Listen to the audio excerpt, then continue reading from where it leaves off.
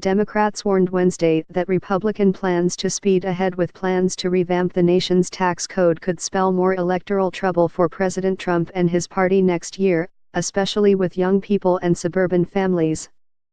Just hours after Republicans suffered a humiliating defeat in a special U.S.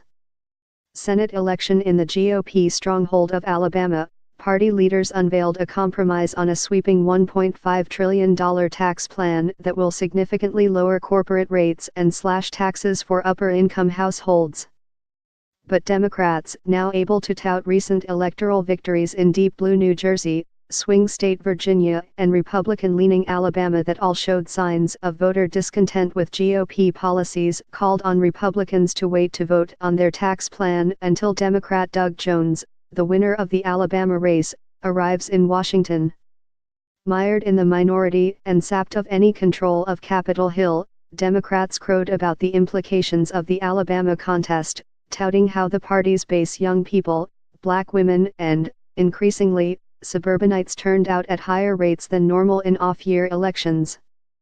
Jones also cut into Republican advantages in counties that overwhelmingly backed Trump in last year's presidential election. If the Republicans move ahead with their plans to rush tax reform, there will be many more Alabamas in 2018, Senate Minority Leader Charles E. Schumer, DNY, said.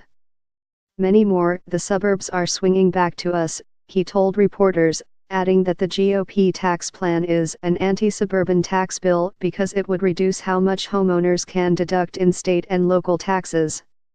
As Democrats add Senate seat, GOP left to bicker over what happened in Alabama. Republicans, however, ignored the Democrats and said they did not expect any slowdown in the tax push, citing a Christmas deadline for action that had been set months in advance. The people back home want to get it done, now, said Sen. David Perdue, RGA, a member of the Tax Writing Senate Finance Committee.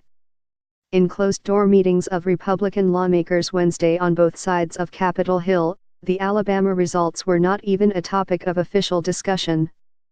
Sen. John Neely Kennedy, RLA, leaving a Senate Republican lunch meeting, said the topic simply hadn't come up. Changing the entire 10 million-word tax code is of great magnitude, too, so that's what we spent our time talking about, he said. The House and Senate are poised to vote on the GOP tax plan by the end of next week. When exactly Jones will join the Senate remains unclear.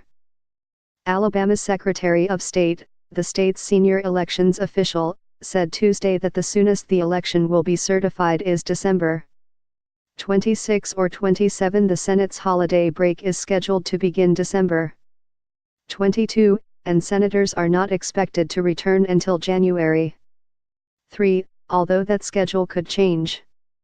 Calls to slow down the tax reform plan are only the most immediate consequences of Jones's unlikely victory.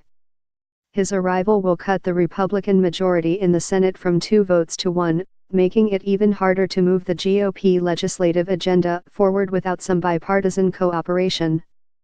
Possible efforts to cut back entitlement programs or replace current health care policy with a more conservative alternative, already difficult, could be impossible in a Senate divided 51 to 49.